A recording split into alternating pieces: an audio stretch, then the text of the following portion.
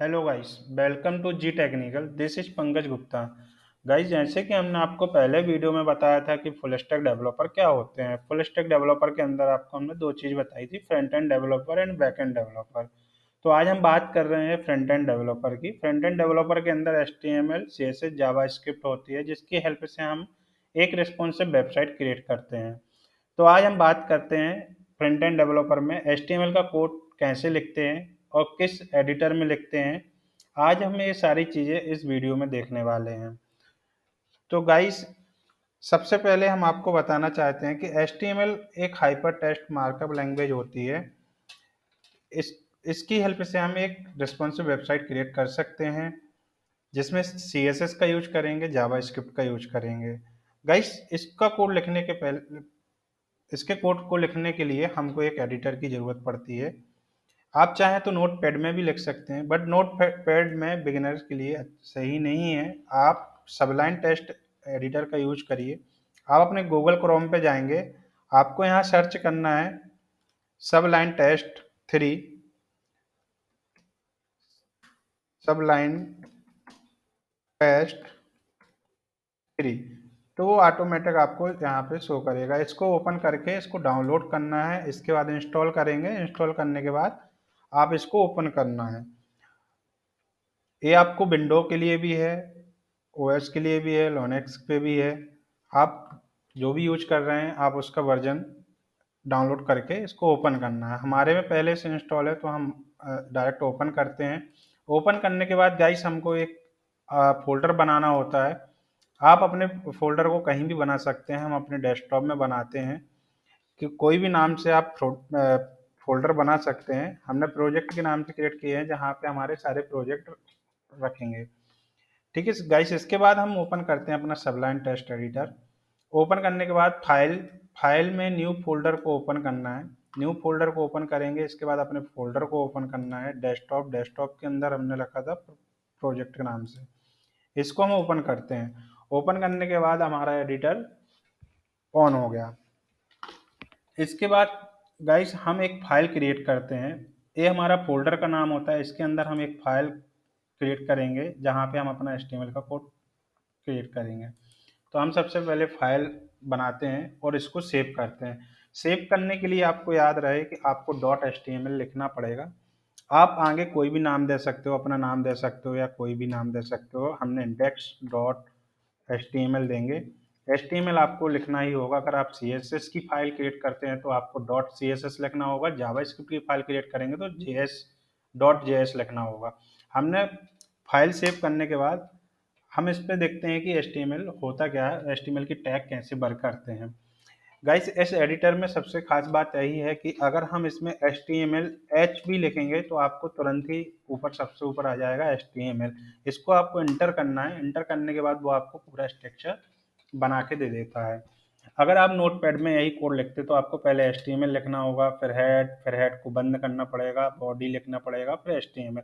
इसमें ये सब आपको लिखना नहीं पड़ता है। इसके लिए आपको आसानी हो जाती है, इसलिए आप सबलाइन टेक्स्ट एडिटर का यूज करिए। बिगिनर्स के लिए बहुत हेल्पफुल होता है। इसके बाद गाइस, हम देखते हैं कि अगर HTML चालू करते हैं, ये हमारा ओपन टैग होता है और ये हमारा क्लोज टैग होता है। अगर आप कोई भी टैग ओपन करेंगे तो उसको क्लोज करना ही होगा, चाहे वो हेडिंग हो या फिर टाइटल हो या बॉडी हो या HTML हो। तो आपको अब चलते हैं कि समझते हैं इस कोड को कि ये है क्या। तो सबसे पहले HTML आता है। HTML के बाद हम लिखते हैं हेड और हेड को बंद करते हैं। उसके बाद हम बॉडी लिखते हैं। बॉडी के अंदर जो भी आप वेबसाइट देखोगे, तो हेड हेड क्या करता है, आपको ये गुप्ता टेक्निकल दिख रहा होगा। आप किसी भी वेबसाइट में जाओगे तो आपको यहाँ पे टाइटल दिखेगा और यहाँ पे एक आइकन दिखेगा। तो ये आइकन और ये टाइटल हम हेड के अंदर ही लिखते हैं। आपने देखा होगा हेड के अंदर एक टाइटल भी है, तो हम यहाँ से वो टाइटल जनरेट करते हैं। इसके बाद वेबसाइट में आप वापस से जाओगे तो आपको यहाँ पे एक टेक्स्ट दिखेगा जो हेडिंग है, और यहाँ भी एक टेक्स्ट दिखेगा। ये सब हम लिखते हैं अपने बॉडी के अंदर। ठीक है। तो गाइस, हम देखते हैं कि टाइटल कैसे लिखना है। आप आपकी जो वेबसाइट होती है, वेबसाइट किस नाम से है उसी का नाम यहाँ पे देना होता है, और जो लोगो होता है उसका एक आइकन होता है, वो आइकन आपको लगाना होता है। तो हम यहाँ पे अभी समझने के लिए टाइटल देते हैं जी टेक्निकल, ये हमने जी टेक्निकल लिख दिया। तो अब हम इसको सेव करेंगे। सेव करने के बाद यहाँ से open, sorry copy file path, और इसको जाके हमको अपने ब्राउजर में पेस्ट कर देना है। न्यू टैब ओपन किया और हमने पेस्ट किया, इंटर। इंटर करने के बाद आपने देखा होगा कि यहाँ पे जी टेक्निकल लिख के आ गया है, ये हमारा टाइटल होता है। इसके बाद अगर अब आइकन लगाना है तो अभी आइकन हमारे पास नहीं है, तो हम आइकन बाद में देखेंगे, अभी ऐसे ही रहने देते हैं। अब आगे देखते हैं कि और इसमें हम क्या कर सकते हैं। गाइस हेडिंग के अंदर आप सी एस एस का यूज कर सकते हैं, सी एस एस लिख सकते हैं, वो हम बताएंगे कैसे लिखना है। अभी हम पहले एच टी एम एल को देखते हैं कि एच टी एम एल के अंदर कौन कौन से और टैग होते हैं। एच टी एम एल के अंदर गाइस सबसे पहले हम आपको बता दें कि हेडिंग होती है। हेडिंग 6 टाइप की होती हैं, H1 से लेके H6 तक। ये कैसे प्रिंट होती हैं? H1 जो होता है वो 36 पिक्सल का टेक्स्ट प्रिंट करता है। तो हम देखते हैं H1। H1 जैसे ही आप यहाँ पे लिखोगे तो आपको वो लिख के आ जाएगा पहले से। आप इसको इंटर करोगे, इसके बाद आपको लिखना है जो भी आपको हेडिंग देना है। जैसे हम देते हैं वेलकम टू जी टेक्निकल। इस इमेज के बाद सेव करते हैं और अपने वापस ब्राउजर पे जाते हैं और इसको रिफ्रेश करते हैं। तो आपने देखा होगा यहाँ पे लिख के आ गया welcome to G Technical. Heading अपने ऊपर डिसाइड है कि आपको कहाँ पे वेबसाइट में किस हेडिंग की रिक्वायरमेंट है, आपको वो हेडिंग लगानी पड़ेगी। हम आपको सारी हेडिंग बताते हैं। इसके बाद हम देखते हैं H2। H2 30 पिक्सल का होता है।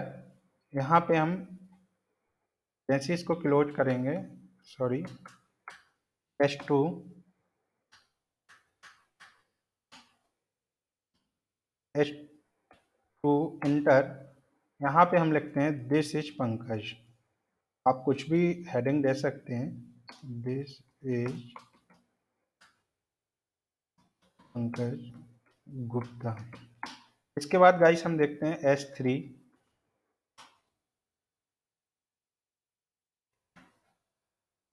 S3 यहाँ पे हम लिखते हैं आई एन वेब डेवलपर, और इसको बंद करते हैं। इसके बाद हम लिखते हैं H4 inter, full stack developer. इसके बाद हम H5 लिखेंगे। H5 में हम लिख देते हैं बैकएंड बैक एंड डेवलपर।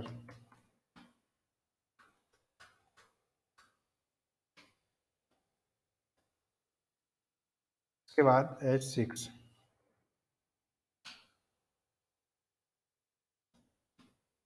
ये हमारी 6 हेडिंग होती हैं।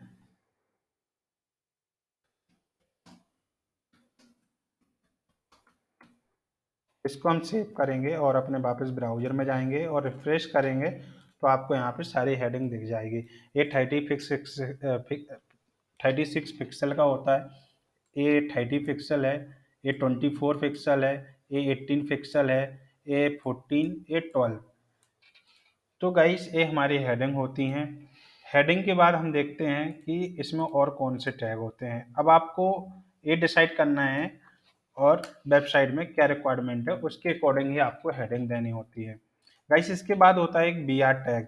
बी आर टैग देने के लिए जैसे आप यहाँ पे ब्राउजर पे देखोगे तो अभी स्पेस कम है, यहाँ पे आप देखोगे तो स्पेस कम है। अगर हमको और स्पेस चाहिए तो हम बी आर टैग का यूज करते हैं। जैसे हमारा इस हेडिंग के बाद हमको एक बी आर टैग लगाना है और सेव करना है। वापस ब्राउजर में जाओगे तो आपको अभी देखना यहाँ पे गैप दिखेगा, ये आपको एक लाइन छोड़ दी उसने, बी आर वी आर अपना एक लाइन छोड़ने के लिए यूज करते हैं जहां भी अपन को जरूरत होती है।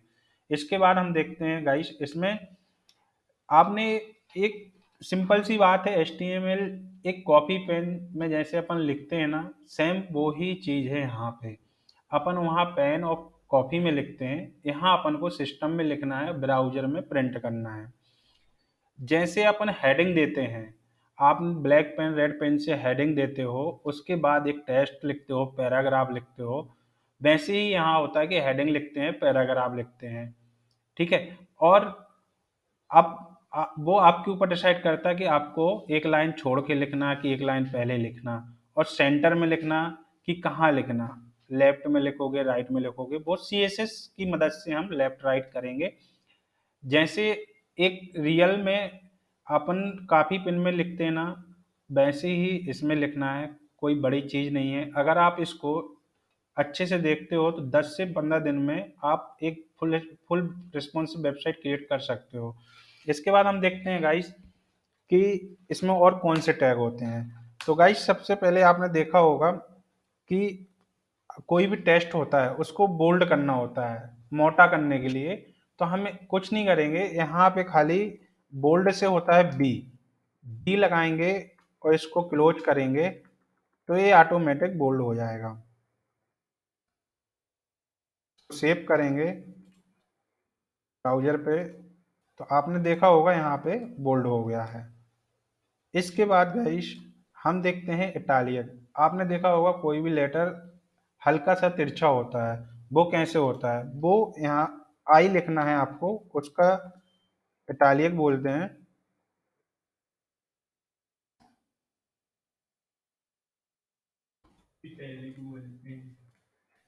ये हमारी इटैलिक आ गया। ठीक है। इसके बाद एक और होता है EM, EM भी इटैलिक का काम करती है।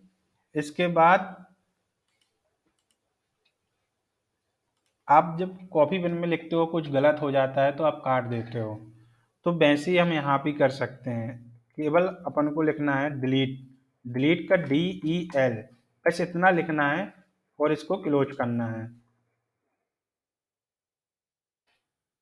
सेव करते हैं, ब्राउजर में देखते हैं।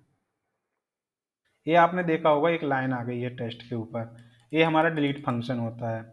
इसके बाद हम देखते हैं कि स्ट्रॉन्ग, स्ट्रॉन्ग भी बोल्ड करता है।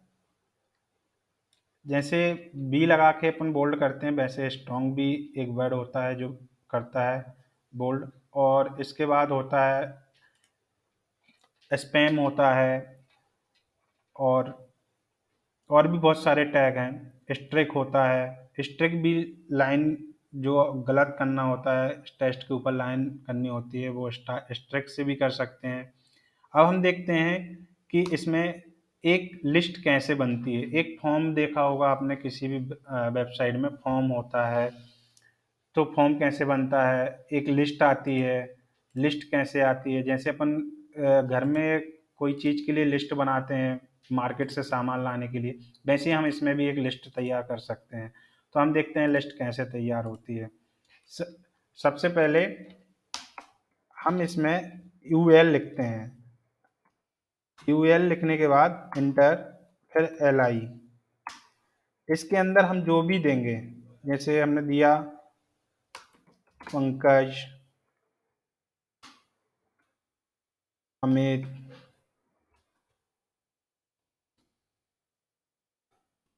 अमित, तो आप देखोगे ब्राउजर पे कि एक हमारे पास लिस्ट आ गई होगी। ये इस टाइप से लिस्ट आ गई। आप इसमें नंबर भी दे सकते हो, पॉइंट भी दे सकते हो, और भी कुछ दे सकते हो। हम पूरा आपको एक एक करके बताएंगे। अभी बस खाली आपको बता रहे हैं कि HTML में कोड कैसे करते हैं और HTML वर्क कैसे करता है। गाइस अब हम देखते हैं थोड़ा सा CSS के बारे में कि कैसे होता है। तो आपने यहाँ पे देखा होगा कि H1 अभी बोल्ड है। हम इसको अभी हटा देते हैं बोल्ड को, ताकि आपको ज़्यादा अच्छे से समझ में आए। इस पे हम CSS लगाएंगे। CSS कैसे लगती है? आपको हेड के अंदर जाना है, यहाँ स्टाइल लिखना है, ST लिखोगे तो ऑटोमेटिक आ जाएगा स्टाइल। इंटर किया। इसको हम अलग से भी फाइल बना सकते हैं, बट वो हम बाद में देखेंगे। अभी हम इसी में CSS करके देखते हैं। तो आपने देखा होगा H1 में हमको देना है, डिजाइन देना है, तो हम यहाँ पे एक क्लास देंगे। क्लास एज अ अगर हम यहाँ पे क्लास देते हैं तो हम अपनी स्टाइल फाइल में उस क्लास की हेल्प से केवल उसको ही डिजाइन कर सकते हैं।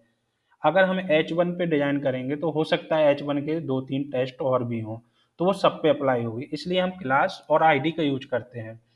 तो हम यहाँ पे क्लास देते हैं कि H, कोई भी नाम दे सकते हो आप, H1 ही दे देते हैं हम अभी।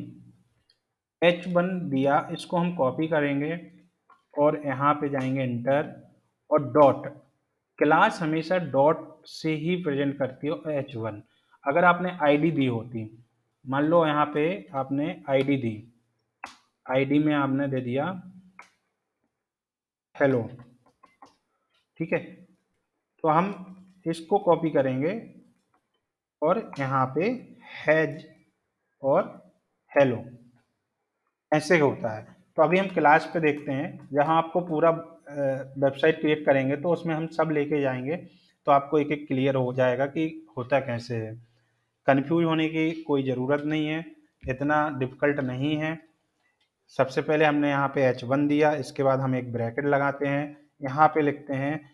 अब जो हम बोलते हैं वो ही अपन को यहाँ पे लिखना है, वो ही समझता है। जैसे हमको उसका कलर कलर चाहिए तो हमने कलर यहाँ लिखा और ये आ गया हमारा कलर। कौन सा कलर चाहिए, रेड चाहिए, ब्लू चाहिए, हमने कहा हमको रेड चाहिए और यहाँ पे सेमी कॉलम से बंद किया। इसको सेव करते हैं और हम चलते हैं अपने ब्राउजर पे और देखते हैं कि क्या रिस्पॉन्स आ रहा है। तो आपने देखा होगा वेलकम टू जी टेक्निकल यहाँ पे रेड हो चुका है। अब हमको इसको ब्लू देना है तो हम ब्लू दे सकते हैं। जो भी आप कलर देंगे वो यहाँ पे शो होगा। जैसे हमने यहाँ पे ब्लू दिया, अब देखते हैं कि हमारा ये टेस्ट ब्लू हो गया होगा, ठीक है। वैसे ही हमको इसका फॉन्ट बढ़ाना है, जैसे साइज बढ़ाना है, हमको इससे बड़ा चाहिए छोटा चाहिए, तो हमको यहाँ पे केवल फॉन्ट लिखना है और फॉन्ट साइज यहाँ पे हम दे देते इसको 50 पिक्सल। अब देखते हैं कि क्या रिस्पॉन्स आता है। तो आपने देखा होगा कि वेलकम टू जी टेक्निकल बड़ा हो गया है।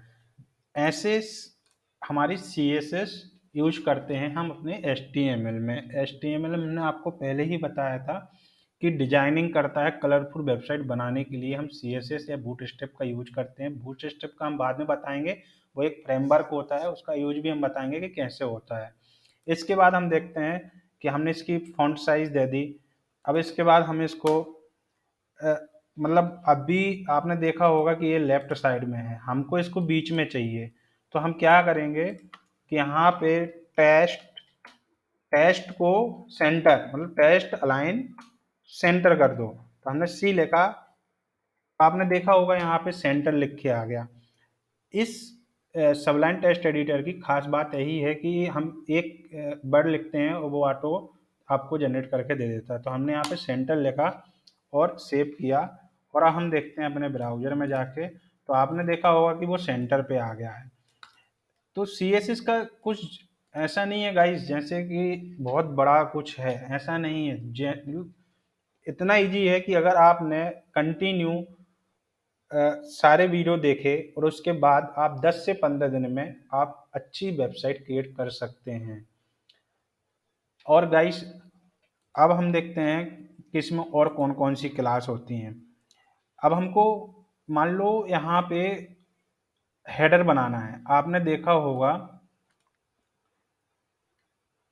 वेबसाइट में जाते हैं, यहाँ पे आपने देखा होगा एक लोगो होता है, यहाँ पे कंटेंट होते हैं कि उसका होम पेज होता है, सर्विस होता है, वर्क होता है, ये सब चीज़ें होती हैं। वो कैसे आती है, वो एक लिस्ट बनाते हैं और उसके अंदर लोगो लगाते हैं।